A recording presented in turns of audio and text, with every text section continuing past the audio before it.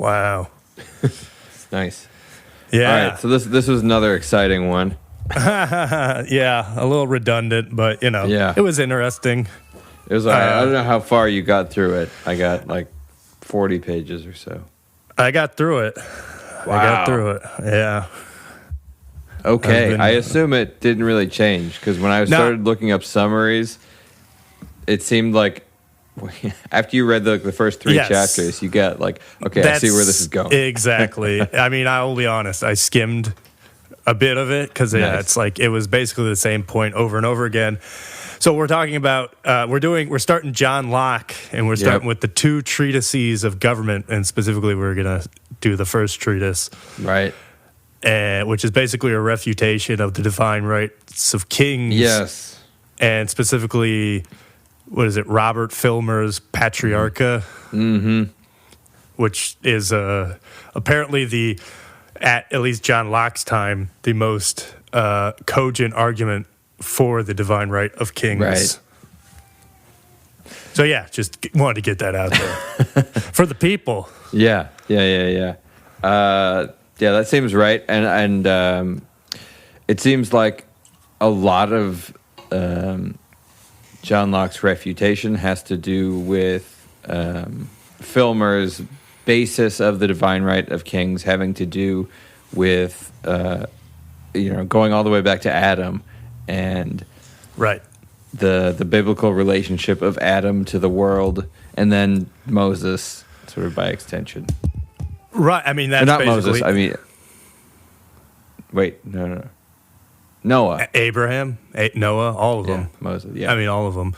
Right. Yeah, I mean, that's basically the crux of it, is Filmer is using Adam as the first king, and then all kingliness flows from him, and sort of Filmer, I guess, talks about like a private and natural dominion and a property dominion, natural and private dominion, right, which is just the idea that God gave Adam the ability to control everything under the sun, all the creatures, and then also there's a fatherly authority that everybody has, because Eve came from Adam, and all that kind of stuff, and thus the most sort of supreme rule is the fatherly rule, and because he was the first father, and because God gave him dominion over the world, this means that all of his descendants are kings. But then this is where it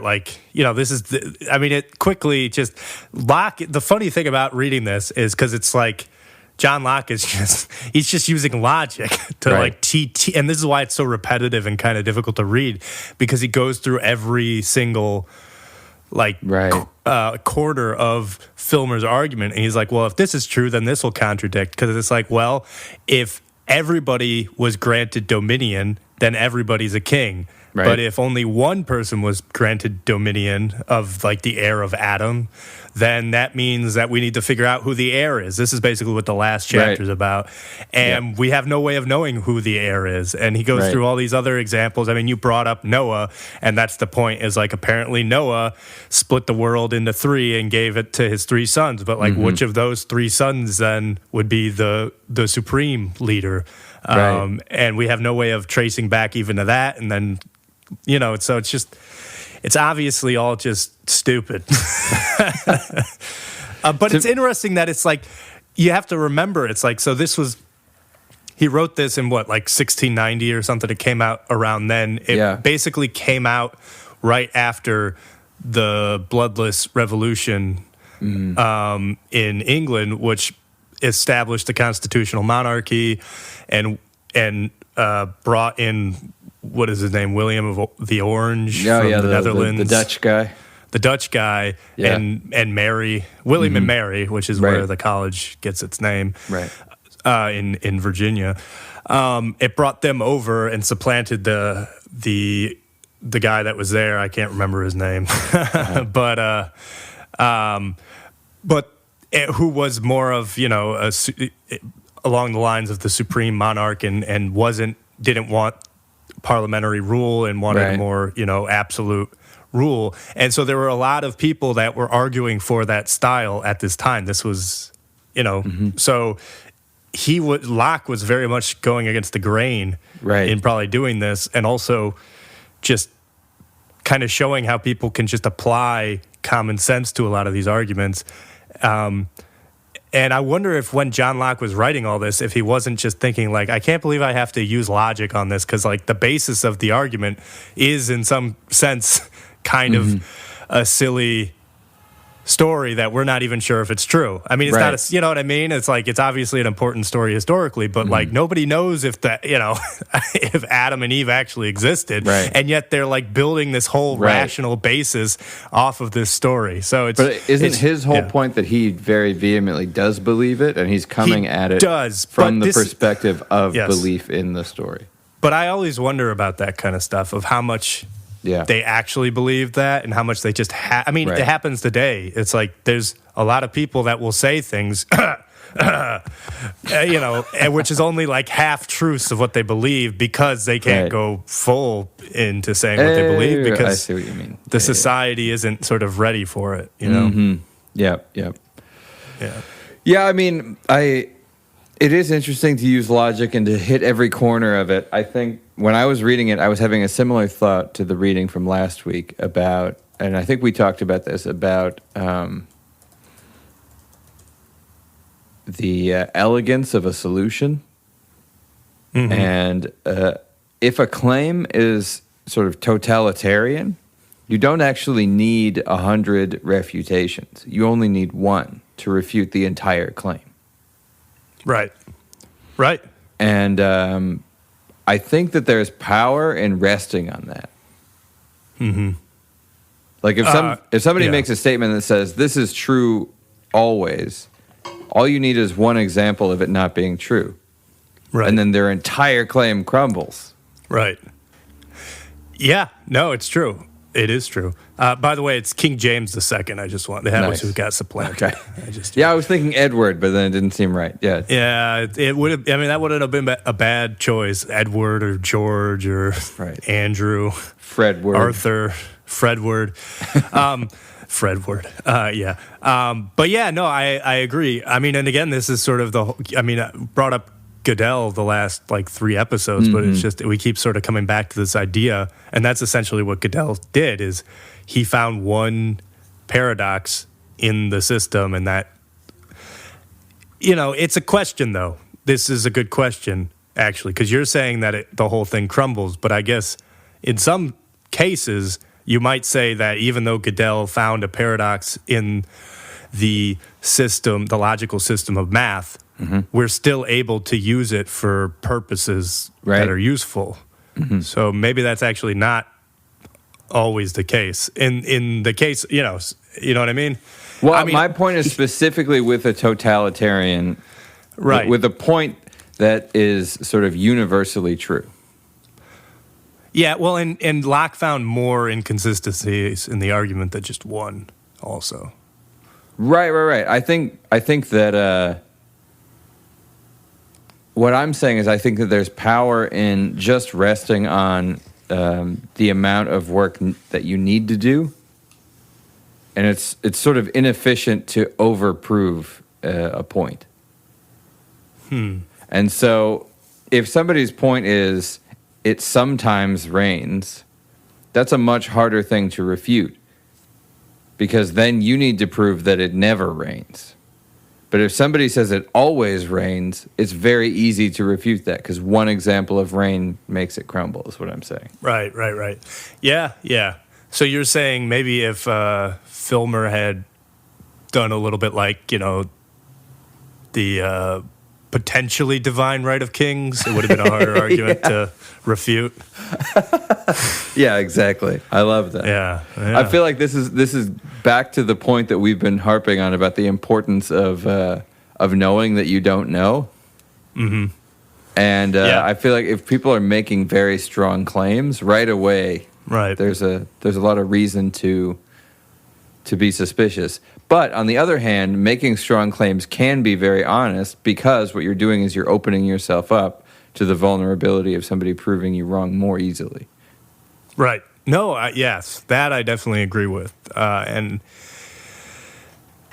part of that though is kind of what you're saying is I think kind of what you're saying is it's hard to be 100% certain on anything, right, definitively, because there's always room that you're just missing something, and even just in a few generations, people are going to come by and show how, you're not quite right here. Right. And but yeah, I mean, so ultimately, I mean, what did you think of the treatise? I mean, I thought it was fine. Mm-hmm. I think I generally agree with him that I don't agree in the divine right of kings. Yes. But it's tough. I feel like it feels. I'll put it this way. I can see why I couldn't find a whole lot of supplemental material on the first treatise. Yes. And it's all on the second treatise. Yep. And like every lecture I find, it's all talking about the second treatise. Because from my understanding, I haven't read either of them before, but the second one is really where you get into Locke's own ideas for what he wants. Exactly. For a government. Versus 100 pages of him refuting what some other guy thinks. And calling this dude an idiot, it's a little basically. funny, because it's so pointed at one person. Exactly. It's he wrote this whole thing just about this other guy's idea. Well, yeah. Well, and again, it's because that was the big thing that he had to refute at that time. I mean, it wasn't as, kingship wasn't as laughable as it is now. It's like we've come a long way, but it used to be, people just took for granted the idea that, of course, you're going to have a king or queen. But Locke even suggests that the idea of the divine right of kings is fairly new. Not that there haven't been kings, but that this particular argument about the divine right of kings, and that's where kings get their power, is something sort of recent. Yeah, and I wonder if that's because it's this idea that for whatever reason Europe was waking up, and hence the Enlightenment, right, and all that, and Renaissance, and starting to apply rationality to a lot of these old things where people just didn't. There was no need for a rationalization of a king and queen back in the day. Mm-hmm. It was, but certainly people like kings and queens have sort of always been using the narrative that they're like divinely inspired in some way, and in some cases them literally saying they are God, right? I mean, this was in Japan just 100 years ago, right? Right. So potentially I see what you're saying is that maybe it wasn't rationalized to the extent that it was at that time. Right. But certainly the idea that kings and queens have some divine omnipotency and right to their thrones has existed forever. Mm-hmm. But you're right. So, this treatise was not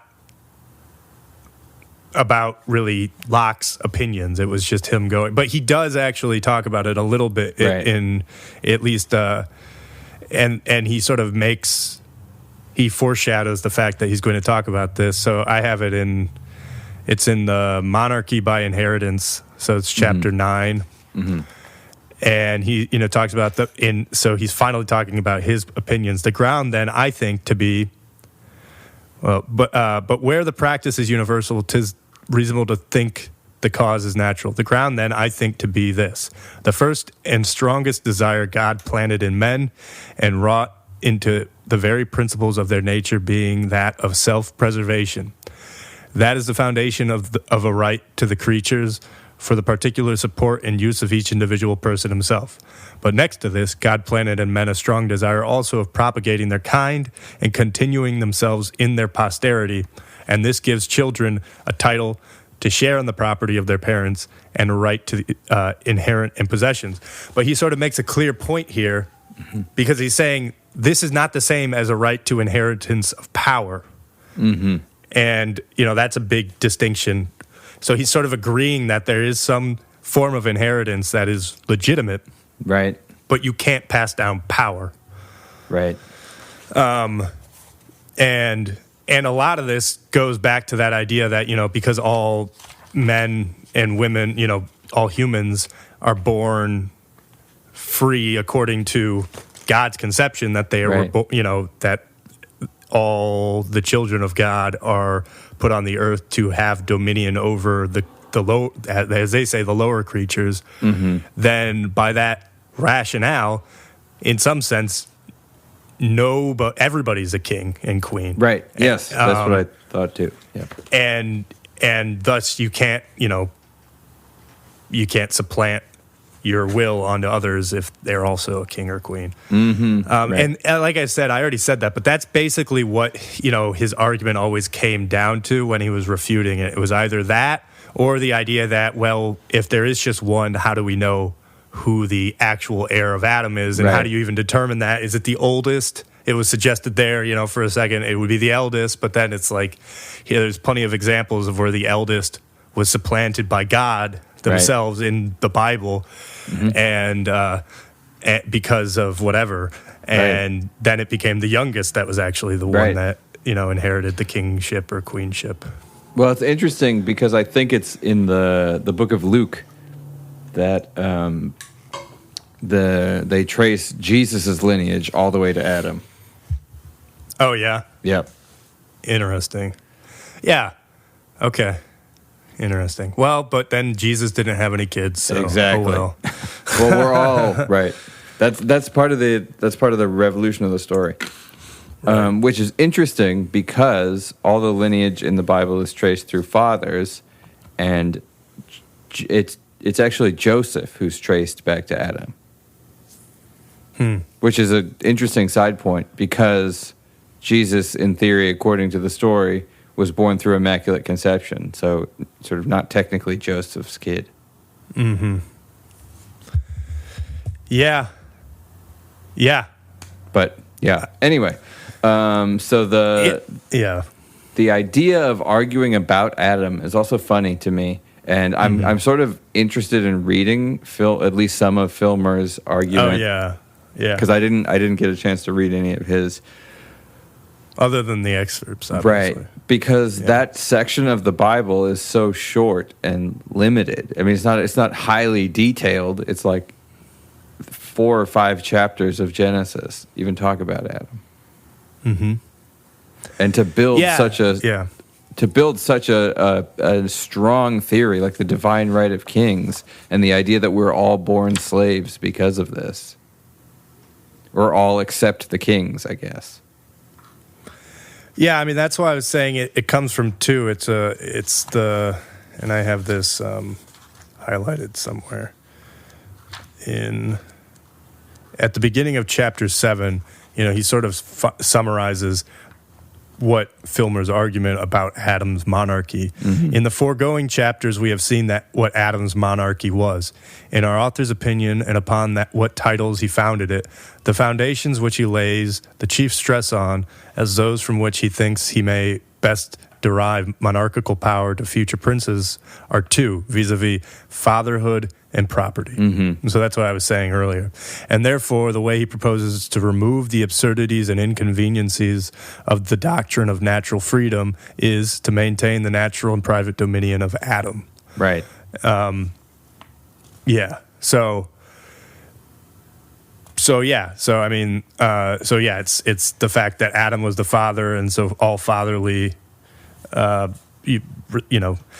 you have to respect your mother and father, but even Locke points this out. He sort of just glosses over the fact that the mother is mentioned in that, and then also you have the idea that God gave dominion to all of the animals and plants and space on Earth to Adam and Eve. But again, Eve is just sort of forgotten here. And actually, I was reading there's feminists apparently really like this too, and I can understand why, because he does kind of rip apart that, and even at one point saying, when he's tearing up the fatherhood argument and bringing up all those inconsistencies, like what I've already said, of the fact that it's not just honor thy father, it's honor thy father and mother, and he also talks about how I think Filmer at one point is saying, the reason that fathers have this absolute authority is because they brought them into the world and, they begot them. But then he's like, well, women in many cases did more of the begetting. Right. And also, like this argument I think was given of like, knowing, like they have dominion over the children because they know their children. And it's like, well, how much do we actually know them? Like, do you know how to put together a child, even though you conceived one? It's like you don't actually know how any of the parts of a child work, of a human, even Locke. And this is the interesting thing I always like to remember is that Locke was a physician. We don't remember him as a physician, but he was trained as a physician. And so he did actually have, knowledge of anatomy and everything. And, so he could put a child together from scratch. He could put a child together. No, but he's also accepting his own limitations of like, none of us really understand how this thing works. So to claim dominion off of that basis is also sort of stupid. So, yeah, it's funny because you're right. It's like he's very, well, first off, it's interesting how in some senses readable, but also not readable it is. I mean, it's an old text, but it's still like you can still get through it. I mean, what is it? It's over 400 years old, or over 300 years old. My apologies. Math. My apologies.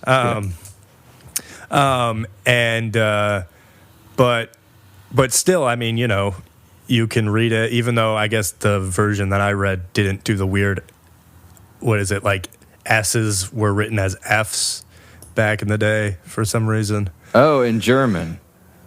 No, in English too. Oh, really?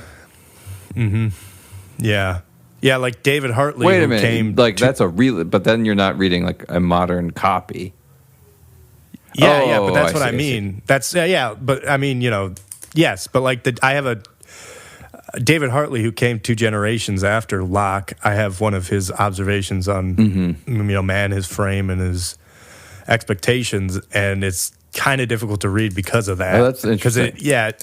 Because he's not as. I mean, Locke is so famous that so many people have done modern versions of his stuff, whereas people haven't for Hartley. If I ever had time, I would do one for David Hartley, but I want to do an audiobook of David Hartley's thing too. I started that one time, but I never finished it. There's only so much time in the day. But yeah, we should read that sometime. Sure. But yeah, I don't know. I thought it was interesting though that it made me think how much better at logic I feel like they trained people back in the day too. It's just the way that he goes about explaining things. It makes me feel like we really have lost a lot in terms of attention too.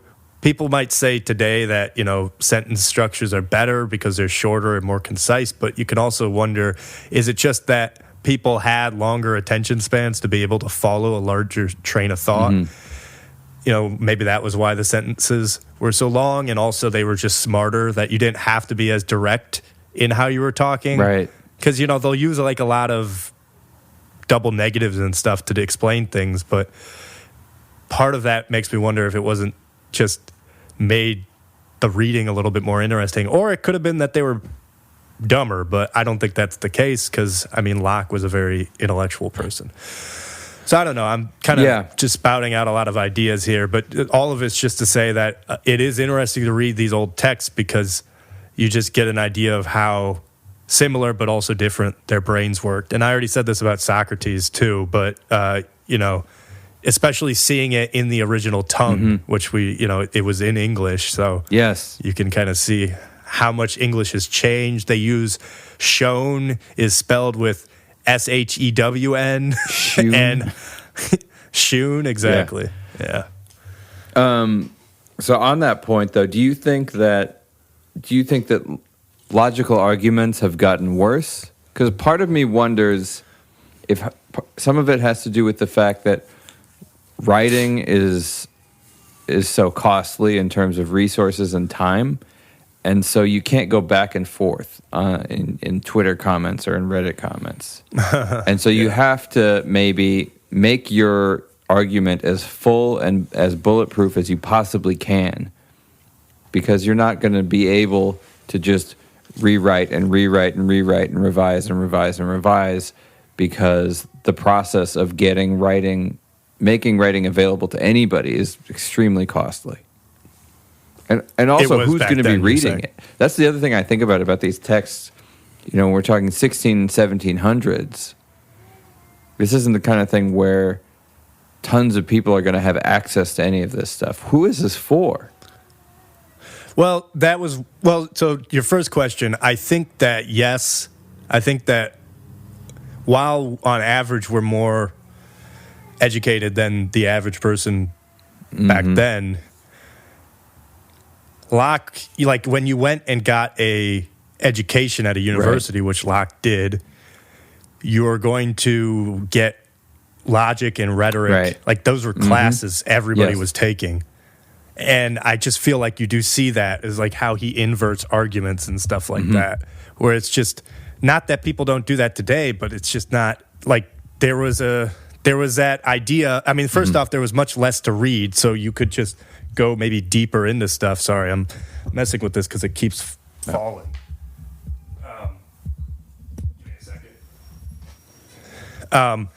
So there was less to read, and so probably just more, logical lessons that you could run, potentially, but also, it's like everybody was running through a similar curriculum of that, and everybody was reading Plato's Republic and probably all of Plato's stuff and all of Aristotle's stuff, and so I do kind of think that they were potentially better at logic. And for a similar reason, I've talked with a friend of mine about like how the Greeks were probably better at geometry than us, because it's just you had less math to learn back then, so you could kind of go deeper into all of these subjects. Whereas now it's like we have to learn linear algebra, we have to learn calculus, we have to learn algebra, we have to learn trig, and it's just because of that we all become a little bit less specialized at all these things. And again, I felt that reading David Hartley too, and he was a mathematician, or he was much more mathematically minded than many people, I think, of the time. But I just think that it does feel like we've lost that a little bit from our curriculum of just teaching logic. I don't know if I've ever gotten a class at just logic, and I mean I've taken more classes than probably most people. I mean they exist for sure. I remember who was. I think we had some friends when we were in college who were taking, the basics of logic. I think most philosophy departments offer a sort of a track in logic. Right, but I guess it begs the question of whether that should be a general class everybody takes, and that's kind of my point. Is this was a class I think that everybody had to take. Every time I've looked into the curriculum of those classes, I don't understand them. They make no sense to me. It's because you're not logical, Antushka. Maybe not. I don't know. It's very weird. I'm just philosophy joking. Departments, philosophy classes. My younger brother was just in a philosophy class last semester. It was really weird. Like they defined questions in a specific way, and you had to ask questions, but a whole bunch of things didn't count as questions. That's interesting. Yeah. Well, and so, obviously there's probably going to be aspects of that I disagree with, but just the general idea of like, how do you structure a phrase? Because I guess that's what they're learning about, is like structuring phrases and stuff like that. Right. Everything like that. If you go to law school, you're going to get that too, I think probably better in law school. Yeah, probably. But, it just begs the question of whether that should be something more people get, because it's like, it's clear this is what caused, in my opinion, it's like that sort of learning is what caused all the all the refutation of these sort of, quote, logical arguments for things in the church, like the divine right of kings and everything like that. So sorry. Yeah. No, I'm done. Yeah. So what I'm interested in is actually Filmer and how it relates to sort of the experiences we've had talking on Reddit with people, but also a lot of like debates I've watched and things like that. I used to be in this whole rabbit hole of watching debates where like Christopher Hitchens versus like a rabbi or something like that. Yeah. And there's a bunch of these Christian apologists. There's this whole movement of Christian apology, which is the idea of a rational argument for the resurrection, for the existence of Jesus, for the divinity of Jesus. And they even come up with equations like P minus 1, blah, blah, blah, some equation that proves that the resurrection is the most likely thing to have occurred with Jesus or something weird like that. Right. I'm not saying whether the equation is good or not. I have no idea. I just, it's an interesting move. And what I'm wondering is what the appeal of an argument like the divine right of kings, and then by extension, where Locke starts with the idea that we are all born into slavery. And the reason I'm asking this is this actually feels a lot like a lot of the arguments I've seen on Reddit, where like there has always been war, there has always been these idea of these kind of negative things that we all think are bad and we all don't like are eternal. Right. No, I mean, so you're saying why? What is the appeal? Why are people trying to make that argument? I think it's the same idea that we've sort of gone on of just our minds are based off of our experiences, so it's hard for us to conceptualize something outside of our experience. And actually, I think this is a great point that you've made previously of like, yeah, people thought slavery was a absolute thing that was going to just happen as always happened until finally people decided, okay, we need to end it. And yeah, I sort of think that that's probably the best example of why you shouldn't apply that to other things like war. So I agree with you in that sense.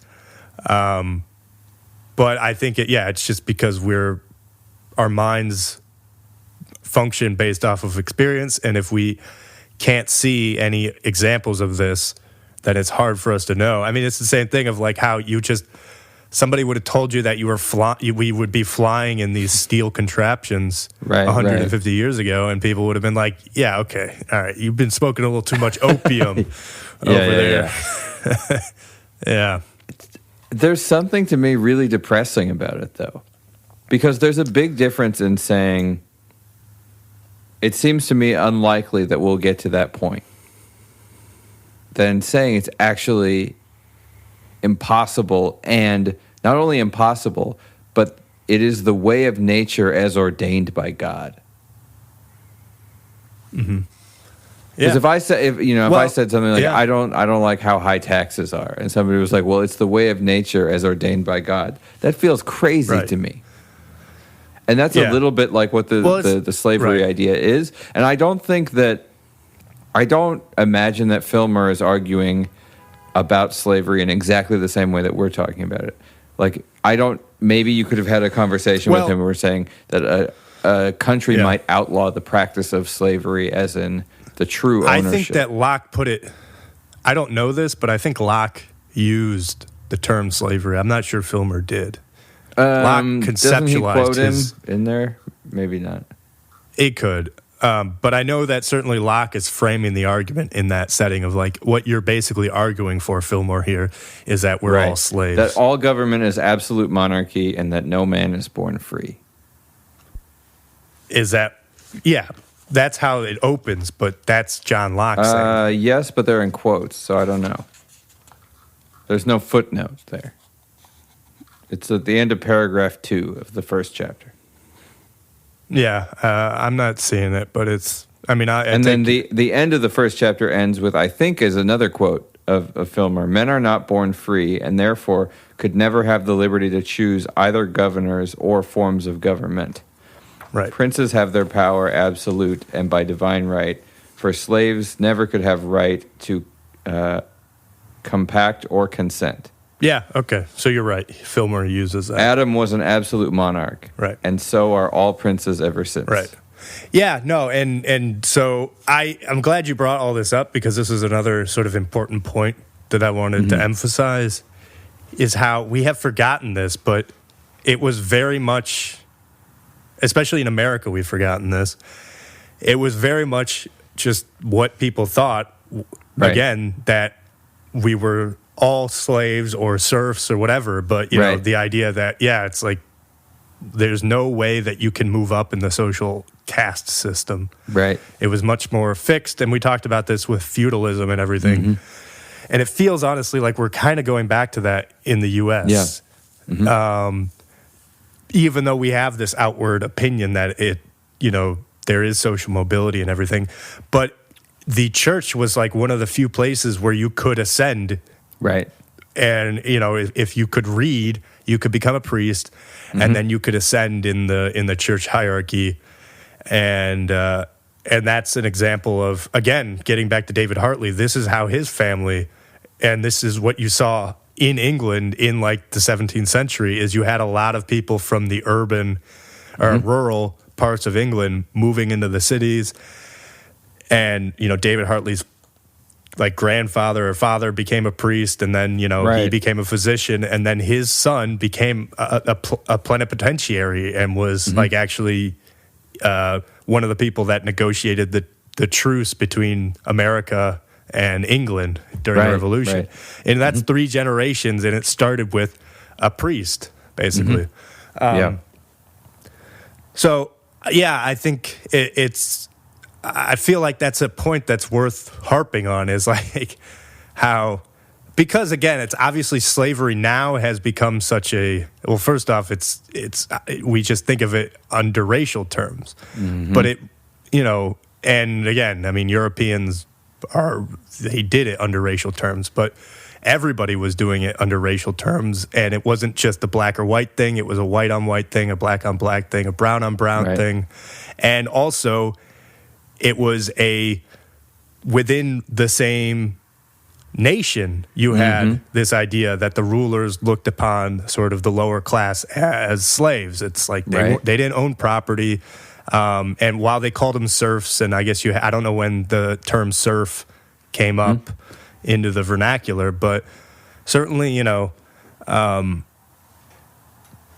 it was thought that the dregs of society did not have the same rights as the upper class. Right. And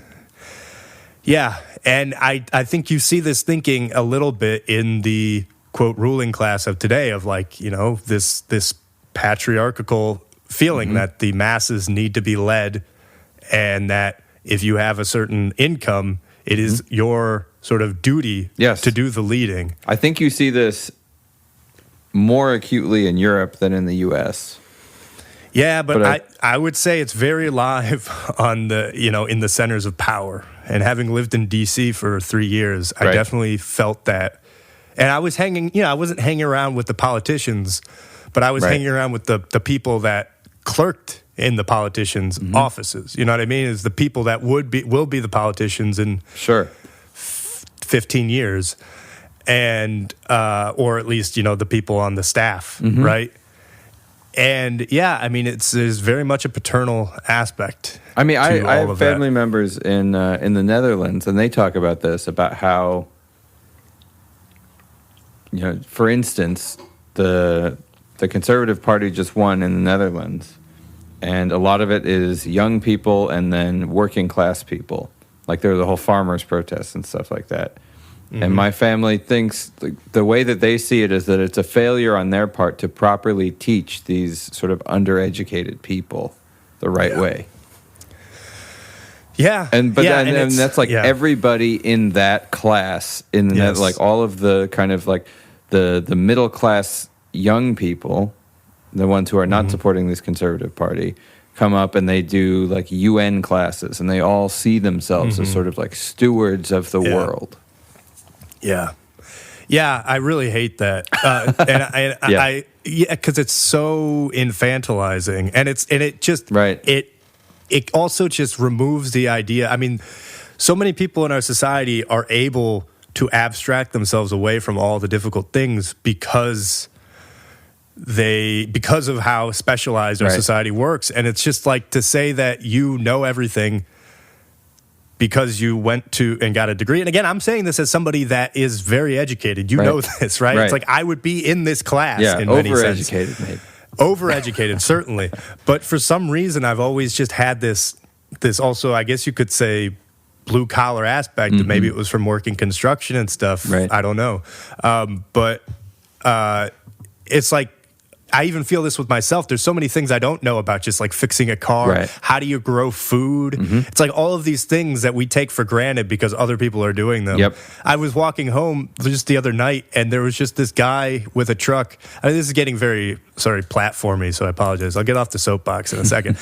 But I was just walking by this guy just vacuuming basically crap out of, a hospital. It's like this person, it's like nobody thinks about this job, but how essential is the poopsmith, basically, sure. Right? The modern day poopsmith. Yeah. I like how you're calling him a poopsmith.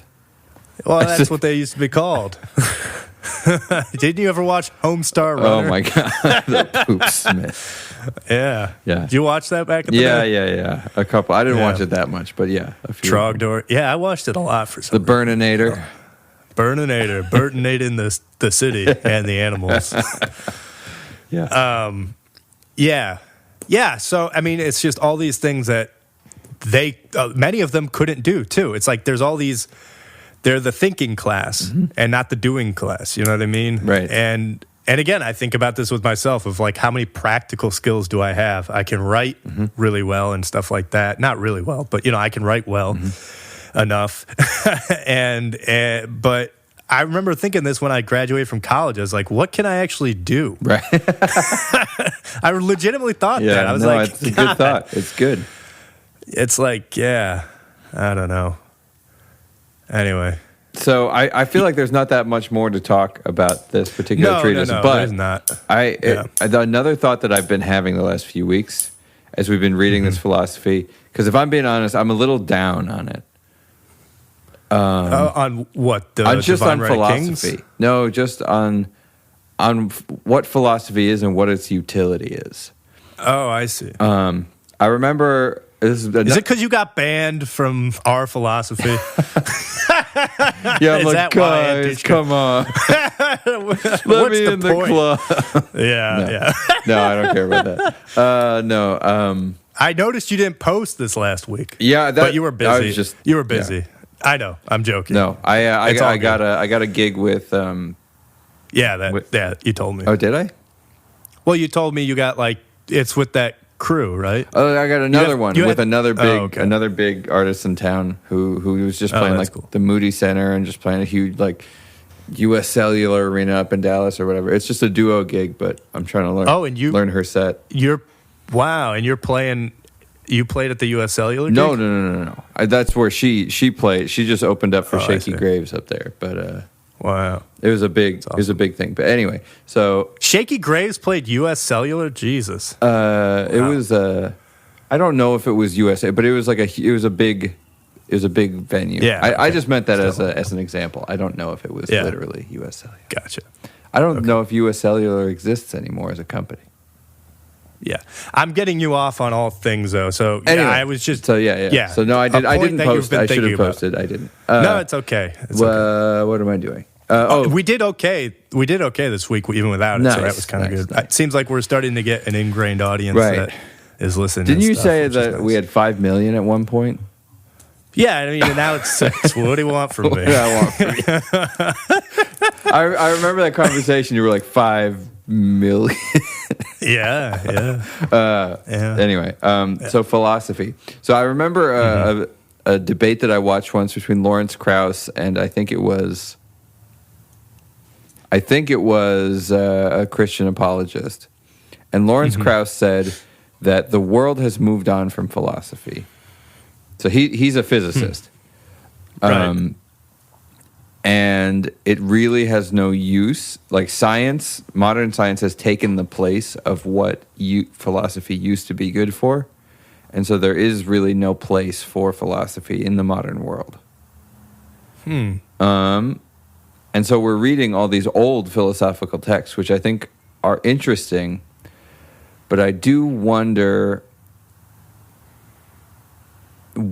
how much value they have sometimes. I think it's always about perspective. Right. You know, that's my opinion, is it opens you to the perspective that there was a time when people thought that the idea that all kings are divinely inspired was sort of the normal belief. And it took a long time to get to this point where that's sort of a laughable idea. Right. And it sort of, in my estimation, reminds me at least that that's not a given. We can easily go back to that idea.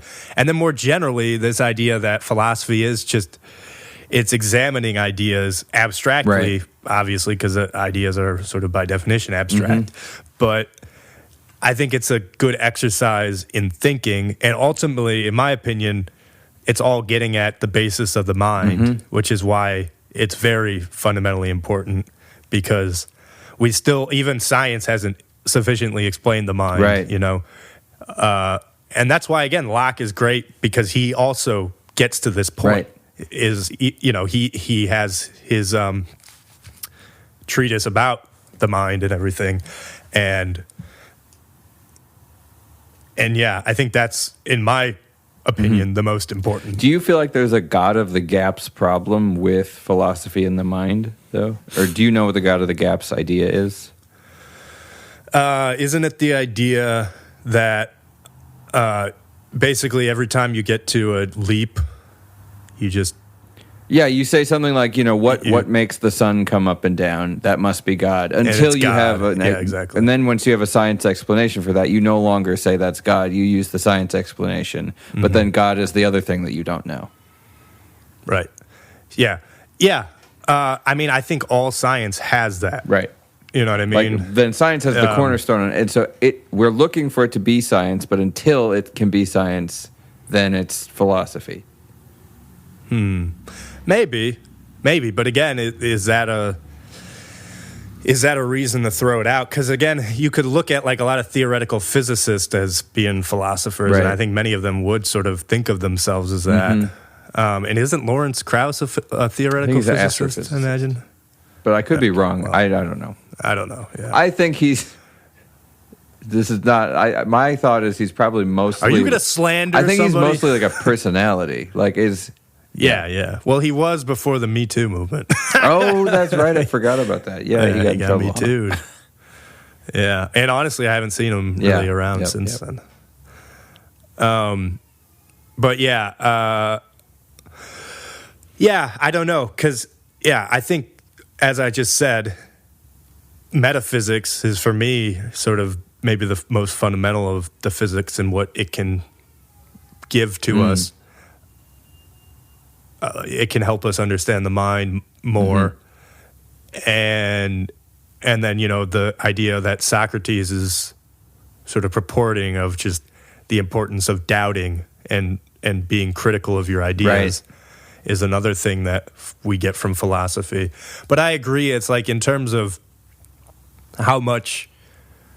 Well, I don't know. It's a good question, because it seems like philosophers aren't really appreciated until like a few generations after they die also. So, you know, for all we know, the next Nietzsche is living right now or whatever, and we just aren't going to appreciate them until after we all die and somebody starts poring over their work. Are there 20th century philosophers you think that are important? And I don't mean important as in you and I think that they're good, have good thoughts, but sort of socially important today. Well, Foucault. Sure. Yeah, I mean, Foucault's very important. But nobody knows who he is. I would say the average person doesn't know Foucault. No, but again, it's like that idea that if you read him and then you read all of the, to use the worst term, the woke sort of ideology, I mean, you can see how a lot of it stems from him and even from Nietzsche. Sure. In many ways, this deconstructionalist philosophy. So yeah, I think he was incredibly important in the intellectual circle, which then bled into the rest of the world. So him and Sartre and all those people, Heidegger, you know, Yeah, so I think so. More recent, I'm not sure, because that's the thing, is I'm not like that up on the current philosophers. Right. You know what I mean?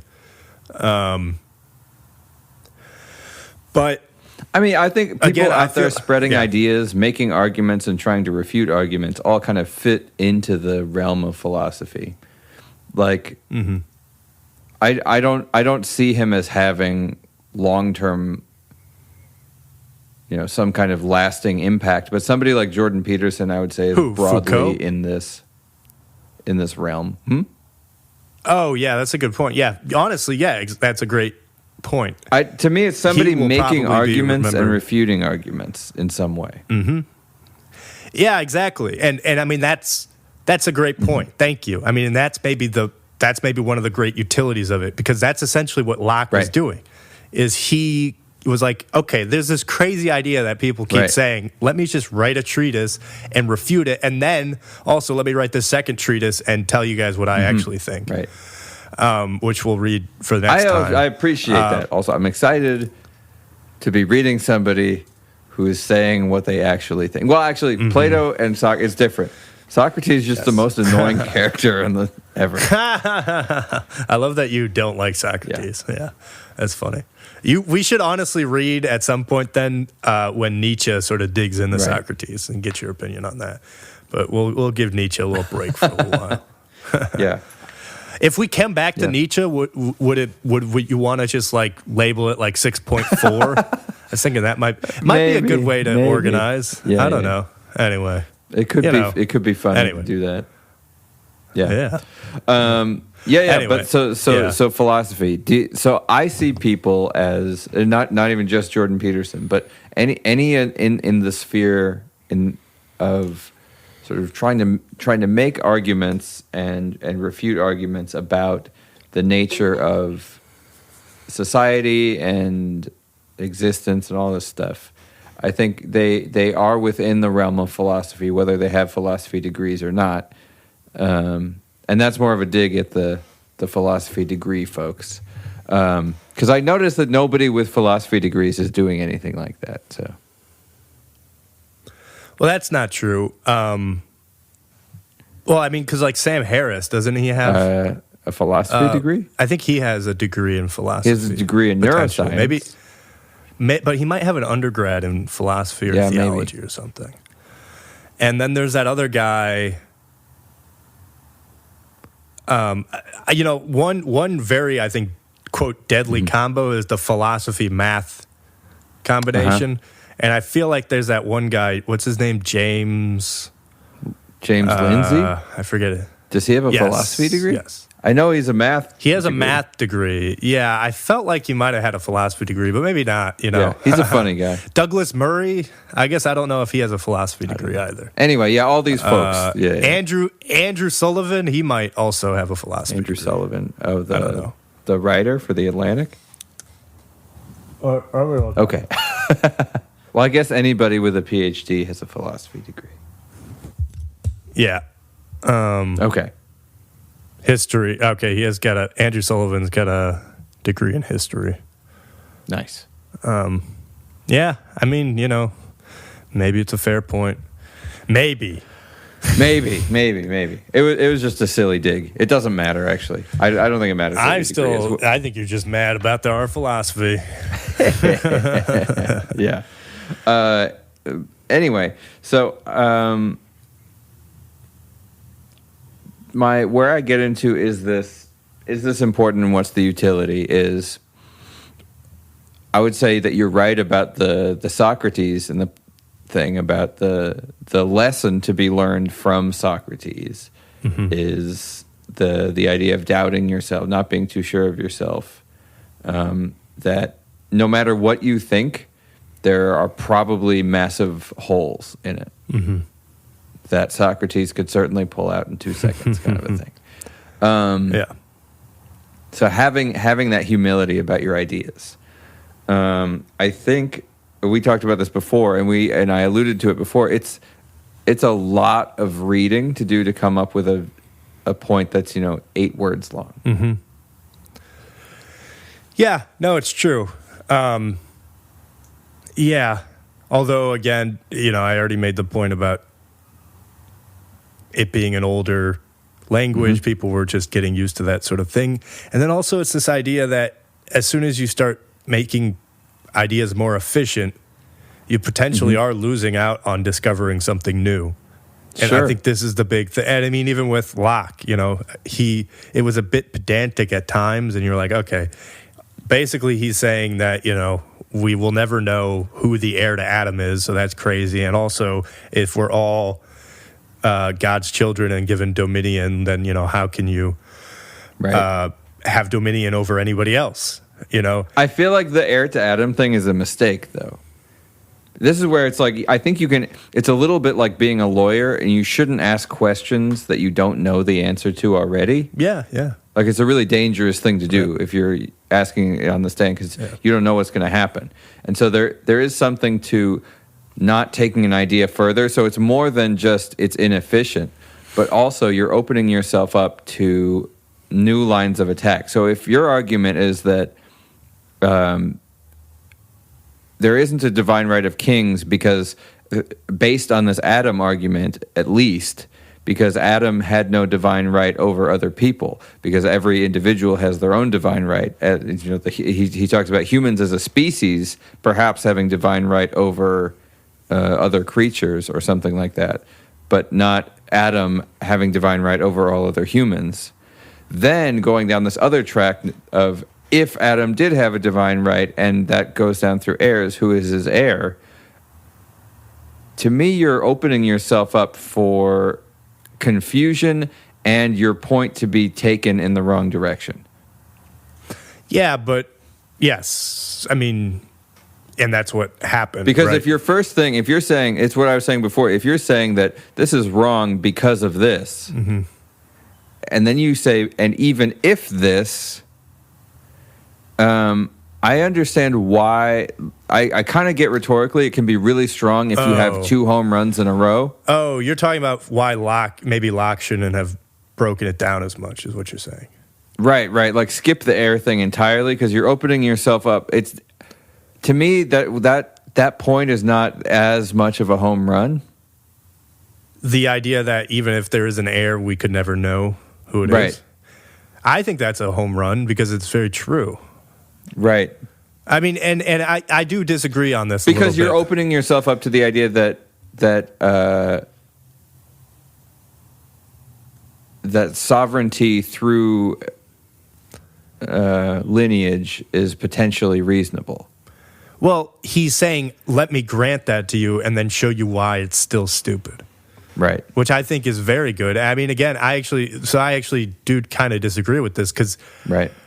Yeah, I mean, you want to show... I mean, if you're going to break down and show how... Which is essentially what he's trying to do, is he's trying to eviscerate this argument, which he does, and that's why he's going at it from so many different angles. Right. In my opinion. And so in that sense, I think it is actually good because it's just... But what if somebody comes back with an argument as to how somebody is an heir to Jesus?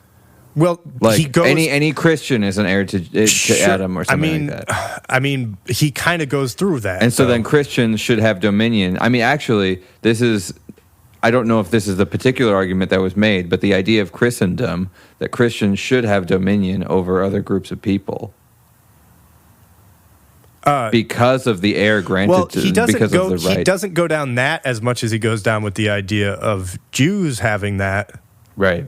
But then, actually, to that point, he makes the point that kind of what, honestly, that Rose Wilder Lane was making. It's like, but there was also like a number of years where the Jews had no king. Yes, yeah, he did that. Yep. Yeah, so I mean, again, it's like I think it's actually good because it's not like he just said this and then he only offered one refutation. He offered a bunch of different examples, and he went through like the Tower of Babel. He went through Noah, explaining like how you can't actually know who the heir is. He broke down the idea of the elder being the heir. You know, he was very meticulous. I see what you're saying, though. I guess it's if some future information comes out where you can know what the heir is. It's a little bit like Yeah, we find the body of Adam and genotype him. I don't know. It's like people would say, you know, like the lockdowns for the pandemic, and there's this argument. You'd get into an argument about whether or not they would work, right. And then I think there's a separate argument as to whether or not you should do them, whether they work or not. Yeah, and people who think that you shouldn't do them, whether they work or not, should not be arguing about whether they work. But I guess you could say that's a bad idea. But I guess the other alternative to this, though, is that maybe he was granting this argument because these are actual arguments people were making. Like Filmer. He was addressing actual arguments that Filmer was making. Mm-hmm. So he kind of was like, okay, so all right, now let me grant you this aspect, right, and then show you why all the other sort of things that you were saying are wrong. Right. You know, because again, I don't know. I see your point. I'm not saying, like, I do see your point that it opens you up. I mean, you're basically saying what we've kind of been discussing is that the more detailed you get, the more opened to arguments you get. And he even writes that in his preface. He writes about... Yes, I'm not going to respond to, like, every argument and stuff, yeah. He's not going to respond to every Twitter comment, but just the good ones. Yeah, which is good. He shouldn't read them. Yeah. Yeah, no, I mean, I see that point, but also I think that's a bit of a cop-out because it's like... I just think make the strongest version of your argument. Mm-hmm. I guess that's the other side of what I'm saying, and I think actually in the Socrates examples, those were better because the people were trying to make a pretty distilled statement that they thought was true. I don't know because again, at the end of Treatises, they were breaking down they gave 3 versions of how. What was it? What was the word? Logos essentially could be defined in all the 3 different. Accounts, the 3 different ways account could be defined. Right, but when he asks Treatises tries to give just like a little answer. Mm-hmm. But again, it doesn't work, and it gets all jumbled. Yes, but that's the point, though, is in the little answer, there's ambiguities that need to be further addressed. Right. You know, because it's like you can say just whatever. What would be the simplified argument then? The simplified argument would be that we're all kings, and thus you can't, right, kings and queens, and thus you can't enslave any of them by the idea that God has given omnipotence. That people are born free by because of the divine right given to each individual human by God. So like the opposite. I guess it's just the opposite of whatever that initial statement it was. Mm-hmm. I guess he didn't really tackle the all government as absolute monarchy very hard, or at least I didn't get to a part where he did. Well, I think he gets at that more in the second treatise, my understanding is, because that's where he's getting into the idea of the social contract and the idea that... right. Oh, no, he does kind of talk about that. Okay. Because, again, it breaks down when you think of everybody as a king or queen, because then you have just a bunch of absolute monarchies. Mm-hmm. Yep. But I remember he also tackles the idea of absolute monarchy a little bit. That the idea of the absolute power is a bit of there's a circular logic in the idea that kings are absolute monarchs. Right. Well, and again, there's a limit to sort of the fatherly power that anybody even has over their children. It's like he grants that they have some power, but it's not absolute, even there. And I think he'll probably get into that more in the second treatise. Right. But yes. Yeah. It was good, though. Yeah, cool to read. All right. Yeah, I mean, it was repetitive, but, Yeah. I get it. Yeah. I get it. Yep. I mean, he was even tackling it from, like, the original Hebrew and stuff like that, Yes. I mean, that was neat. I liked that section. Talking about the different creatures, the different classes of creature and stuff. Right. The fish. Yeah. The fish. Yep. Yeah. Nice. Cool. All right. Well, there we go. One down. One to go. One down. So I was going to ask, so we'll try to do all the second, because the second treatise is even longer, because we could alternatively split it into two. Yeah, that could be a good idea. Why not? Because I think it might be a good idea just because it is, it's such an important text. Exactly. Yeah. Yeah. So let's see. It better be good. That's all I have to say. Mr. Locke. Yeah.